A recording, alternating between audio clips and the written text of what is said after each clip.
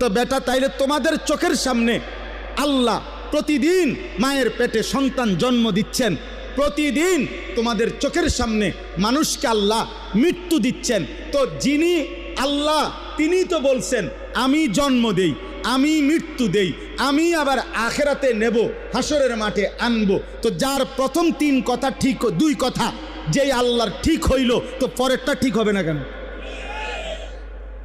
বুঝেন নাই হিসাবটা? আপনি যদি এটা কইতেন যে তাই কইছেন, কই খবর তো নাই। আপনি তো কইছেন মানুষের মৃত্যুও হয়, হয় না তো। নূহ আলাইহিস সালাম তো আমরা বাড়ির লগে, নূহ আলাইহিস সালামের সাথে দেখা হয়েছে কারো?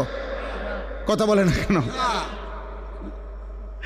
হ্যাঁ, তাইলে আপনার দাদার লগে দেখা হয়েছে আপনার? তো উনি কই গেল? উনি না পৃথিবীতে ছিল, উনি নাই কেন? তাহলে বোঝা গেল জন্ম যেমন হচ্ছে মৃত্যু যেমন হচ্ছে, অতএব এই 2